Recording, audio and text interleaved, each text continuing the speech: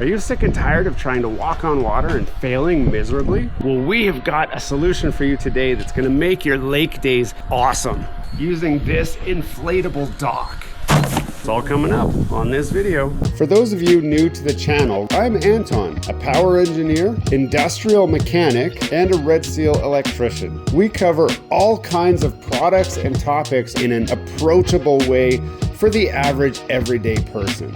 I'm glad you found us. Hello and welcome back to Gears and Tech. We love summer up here in Canada where it's cold most of the time, and every once in a while we get a small little glimpse of some summer weather and we take advantage of it to the fullest. And today we want to look at this inflatable dock system. I've had my eye on this for a long time, finally bit the bullet and got one, and today we're going to blow it up and check this thing out. So let's take a look at what it is. I'm going to do it on the grass here first because it's really hard to film on water, but don't worry, a full water test is included in this video. Now obviously we got to take a look at what's inside here before we can set it up. I was already surprised to see some of this stuff. So it comes with a cell phone waterproof protector, which I was surprised to see. Comes with an inflatable dock user manual. I think this is a carry case, but I'm not sure. It might also be an anchor, but we'll find out when we actually start setting this thing up. That's got to be the carry case, which we'll pull out in a minute. It does come with a hand pump, but I'm going to tell you guys right now, if you're using something like this, get yourself an actual 12-volt electric pump. It'll save you a lot of hassle. So I'm going to use my electric pump in this video, and I'll put a link in the description if you need one of those pumps for this system. Very high quality dock rope actually, with quick clip carabiners. A strap for the bag, an emergency kit, which everybody should have, more straps. Ah, sweet. This is the ladder that they give you. We'll check that out. And this is the dock itself. So now we're gonna roll this thing out, get it pumped up, and check it out.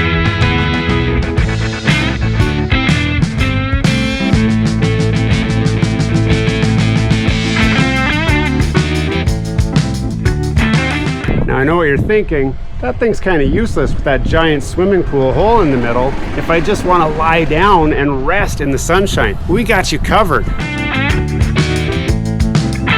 So feast your eyes on this. It is a whole nother kit, and it's designed specifically to fit inside that hole or beside it, depending on the configuration you want. So let's have a look what's in here. We've got another tie-up rope, another case for this piece, another, I'm sure this is an anchor. I'll show you how that works when we do the water test. Another waterproof phone case, which is great. Some instructions that actually show how to use this thing, so you can see the configuration that they think you're going to use. We'll see when we do the water test. Another ladder, another ladder, and another emergency kit. And then this is the inflatable piece that I already just showed you, that piece getting filled up. Now the coolest thing about this is it's multi-configurable. So there's a middle swimming pool area, and then you can have that at the end. So you've got a huge area that you can use. But if that's not your jam, then that piece easily fits right inside there to make the whole thing just a much more compact, smaller swimming area. So I think the next thing to do is get this out on the water and test it out, see if it's actually any good.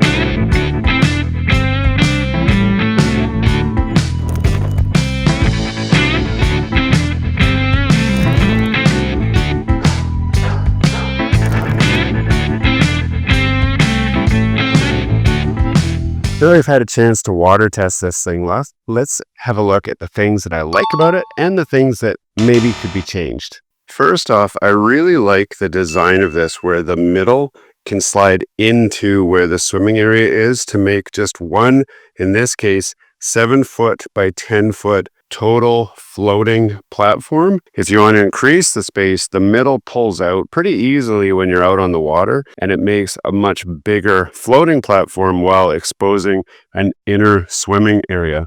Then it even came with these straps, which were made for actually strapping this together by the D-rings right there. So that works really, really well. Plus the inclusion of these ladders that clip onto the sides. So in our case, as you guys saw, we actually had this sideways like that. And then we used the rope to hold it together so we could put a ladder on each side there, which made it so you had just a few more options for boarding and unboarding the swimming platform. Plus, don't discount how great this swimming area is. We had a bunch of small kids on it with us, and they usually get scared out in a big open lake. So this was great where they could run around the outside edge here, but still had a nice little area that was only up to their shins where they could walk around in the water and jump and dive and do whatever they wanted to do with a lot of extra safety. Plus, as you can see, we had a lot of people on this thing. So we were actually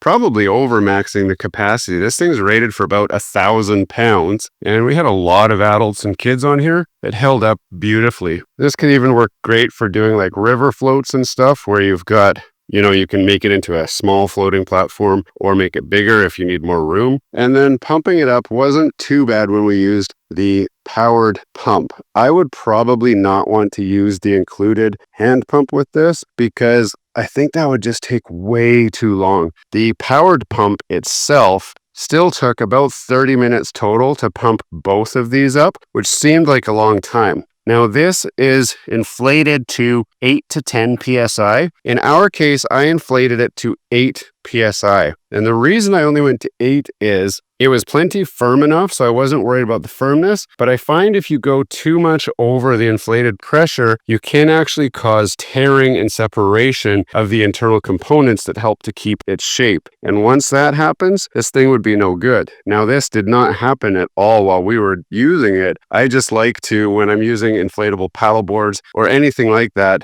I like to make sure that we stay on the low side of the pressure if that's possible. If it works okay on the low end of the pressure, that's where I use it. Now, some things that I wish were different on this are not really their fault per se, but this area here is very thin and narrow. So it would have been nice to see it a little bit longer where you've got something like this over here, because when we had some larger adults on this side, it did actually drop into the water enough that water from the lake was coming up and over, which isn't normally a big deal, except in our case, our lake has a lot of these little freshwater shrimp that just get everywhere and they start to bite at your feet and your butt and whatever. So I wanted to use the mesh to keep them out. And if we could have kept the whole perimeter of this above the water line, we wouldn't have had any of these shrimpies in here. So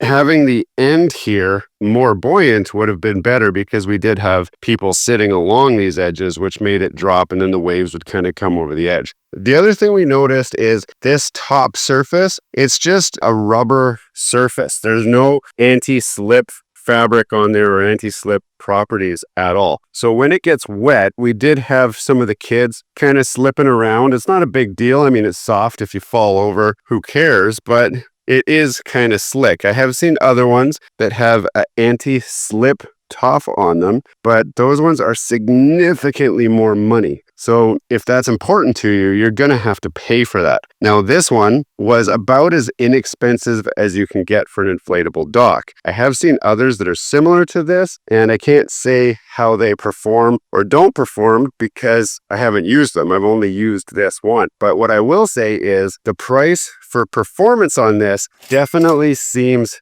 quite good. In fact, everyone in our group that was looking at this, they were all eyeing one of these up over the years, and then we finally just bit the bullet and got one. When it's time to pack up, it's actually not too bad. You just pop the two valves that you filled the air in from, and the air comes out quite quickly. The inclusion of these bags is really cool because you can actually pack them all up and make them into this neat little tidy package, just like we have here. So when it's time to use them, you're ready to go. When it's time to put them away, they fold up nice and small for easy storage. So the consensus seems to be that everyone thinks this was a good purchase and that everybody is enjoying it. We're going to use it for weeks and months to come as we enjoy the summer out on the boat, out on the lake. So if you're interested in something like this, I will put a link in the description for this one that we're reviewing right here. You can pick it up on Amazon. Give it a try. Let us know what you guys think. Hey, thanks for watching all the way to the end of this video. We hope you enjoy the content in this video, and we'd love to have you come back. Consider subscribing to the channel if you haven't already. And for those subscribers who are looking for that extra special thing that you can do to support this channel, consider joining our members group. That's where we're building this community, the Gears and Tech community, where we can all enjoy content together. You'll get special perks, which we'd love for you to check out by clicking the link down below. For those of you who are just happy to watch the video, that's okay too. You can check out some of our other content right over here, where we've got some previous videos that have already been uploaded and enjoyed by many of our viewers already. We do hope to see you again. This has been Gears and Tech. Have a great day.